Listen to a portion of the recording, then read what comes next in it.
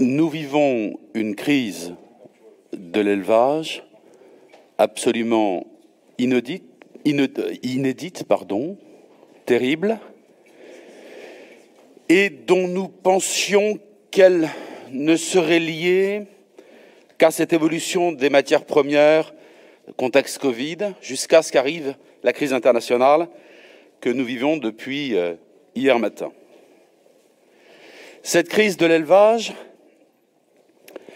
c'est la crise du prix de l'aliment, j'y reviendrai, c'est la crise du prix de l'énergie, ce sont aussi des engrais chers, et à l'occasion des négociations commerciales avec la grande distribution, nous avons tous constaté à quel point la loi Egalim était un échec, à quel point elle ne protégeait absolument pas le monde agricole dans ces négociations. Alors on nous promet une loi Egalim 2, elle est comment ? Elle a été votée, on va voir ce que ça va donner, sauf que pour la prise en compte d'un certain nombre d'augmentations tarifaires, pour le moment, elle ne joue pas. Et puis voici l'Ukraine. L'Ukraine, c'est déjà un souvenir d'une première crise, en 2014, qui nous a planté le marché porcin. Pardonnez-moi. Crise de Crimée, embargo sur le porc et véritable changement sur nos exportations et nos relations commerciales à l'étranger. Aujourd'hui, l'Ukraine, c'est des menaces sur le gaz, c'est des menaces sur le prix du grain, dans un contexte où nous n'avons absolument pas besoin.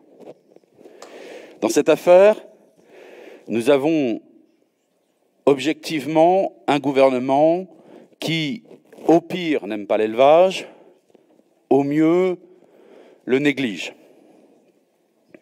Un gouvernement qui a l'œil rivé sur les grandes cultures. Alors ça, quand il s'agit de faire évoluer la réglementation sur les néonicotinoïdes, on avance. C'est pour les betteraviers. Quand il s'agit de l'élevage, on trouve des recettes en urgence pour aider les éleveurs de porcs à hauteur des fameux 270 millions d'euros de M. de Normandie, ce qui correspond grosso modo pour un élevage à 250 truies et la suite à une semaine d'aliments. C'est pour vous ramener les choses à leur place. Un gouvernement qui n'aime pas l'élevage, mais qui laisse faire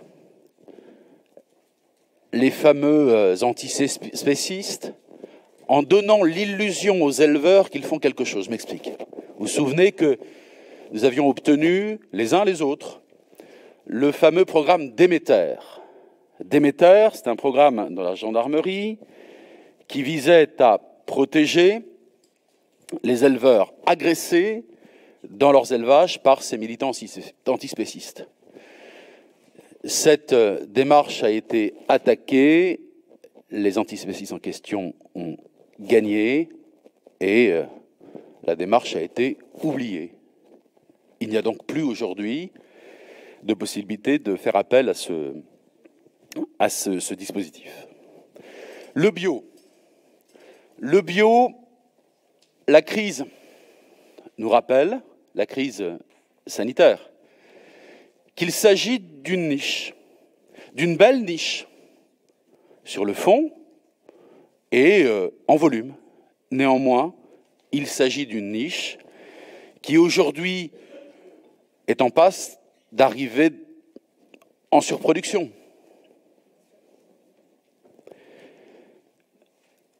La crise ukrainienne, un élevage qui aujourd'hui subit des difficultés en termes de prix d'aliments, d'énergie, etc. Et puis la possibilité pour certains de produire de l'énergie. Je pense à tous ceux qui ont fait le choix de la méthanisation.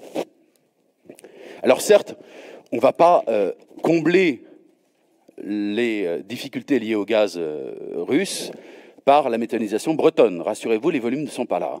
Néanmoins, pour nos éleveurs, il s'agit de revenus constants pour ceux qui ont fait ce choix, qui permettent quand même de diversifier et qui permettent quand même de passer des étapes un peu compliquées.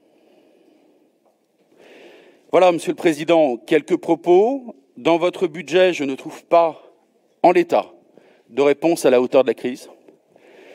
Dans votre budget, je trouve un budget vert, avec les ambiguïtés qu'on a pu évoquer hier. En termes climat, qu'est-ce qu'on va qualifier de très défavorable dans notre agriculture bretonne? L'agriculture bretonne, c'est l'élevage.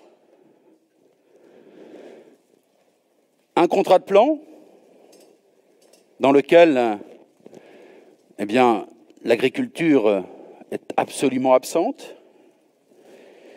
Et puis une inquiétude sur vos fameuses éco-socio-conditionnalités. Qu'est-ce que nous demandent les éleveurs aujourd'hui? Ils nous demandent de la simplification. Leur vie est déjà suffisamment compliquée, ils nous demandent de la simplification. Ils nous demandent des prix et ils nous demandent de la simplification. Or, en l'état, alors les travaux qui vont être menés, je compte sur Carole Lebéchec pour entendre ce propos, mais en l'état, vos projets d'éco-socio-conditionnalité les inquiètent et nous inquiètent. Je vous remercie.